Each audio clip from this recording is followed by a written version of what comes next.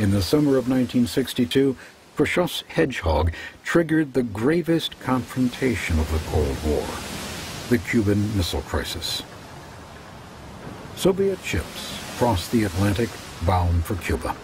They carried military hardware, Soviet troops, and nuclear missiles capable of striking nearly anywhere in the United States.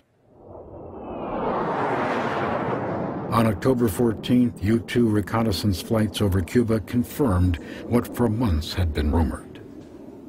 Unmistakable evidence has established the fact that a series of offensive missile sites is now in preparation on that imprisoned island. A strict quarantine on all offensive military equipment under shipment to Cuba is being initiated. It shall be the policy of this nation to regard any nuclear missile launched from Cuba against any nation in the Western Hemisphere as an attack by the Soviet Union on the United States, requiring a full retaliatory response upon the Soviet Union. Found to contain cargoes of offensive weapons be turned back. For Americans, the idea of going to war with the Soviet Union was terrifying, but having nuclear missiles stationed permanently in Cuba was unthinkable. I'd hate like heck to see us go to war, but if it's necessary to prevent a nuclear war, I think the action has to be taken at this time. Well, I think it's high time we stopped Russia from having things her own way. I know that some action should be taken, but he's going to have to tread very lightly, short of war. At the United Nations, U.S. Ambassador Adlai Stevenson confronted his Soviet counterpart. All right, sir. Let me ask you one simple question. Do you, Ambassador Zorin, deny that the USSR has placed and is placing medium and intermediate range missiles and sites in Cuba? Yes or no? Don't wait for the translation, yes or no?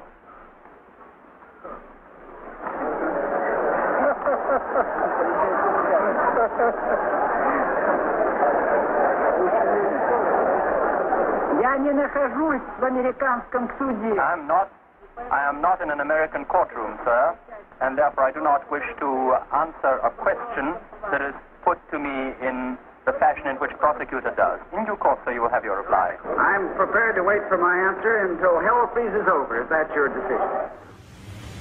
The crisis turned critical. U.S. military forces prepared for a possible invasion of Cuba. It was the greatest emergency troop mobilization since World War II. For the first time in its history, the nation's nuclear army, the Strategic Air Command, or SAC, moved to Defense Condition 2. The next step, DEFCON 1, would mean nuclear war. If a nuclear strike was launched from Cuba, American Minuteman missiles were poised to destroy every major city in the Soviet Union. Re-entry, arming and fusing. Just as the flexible response had promised, the president had every military option at his disposal. Warhead, arming and fusing. Channel 7. As tension mounted, the first opening in the crisis came from Khrushchev. On October 26th, he cabled the president. Mr. Kennedy, you and I are like two men pulling on a rope with a knot in the middle. The harder we pull, the tighter the knot, until even he who tied it will not have the strength to untie it. Let us relax forces, take measures to untie that knot. We are ready for this. As the two leaders fumbled to untie the knot, events they had unleashed threatened to overwhelm them. Castro pleaded with Khrushchev to launch a preemptive nuclear strike should the U.S. mount an invasion. In Washington, Kennedy was pressed to attack Cuba. Air Force General Curtis LeMay insisted American military forces should surround the island and, if need be, fry it. While the world edged closer to the nuclear abyss, Bobby Kennedy met secretly with the Soviet ambassador in Washington to seek a negotiated settlement. In the end, diplomacy prevailed. On October 28th, a message was broadcast from Moscow. Khrushchev had agreed to remove the missiles. the world breathed a sigh of relief.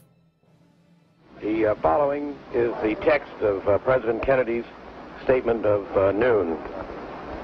I welcome Chairman Khrushchev's statesmanlike decision to stop building bases in Cuba, dismantling offensive weapons, returning them to the Soviet Union under UN verification.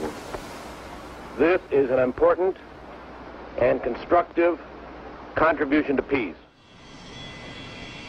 In exchange for the removal of Cuban missiles, President Kennedy pledged that the U.S. would not invade Cuba. Privately, he also agreed to remove American missiles stationed in Turkey and targeting the Soviet Union. The missile crisis caused the president to reconsider his assumption that a nuclear war was winnable.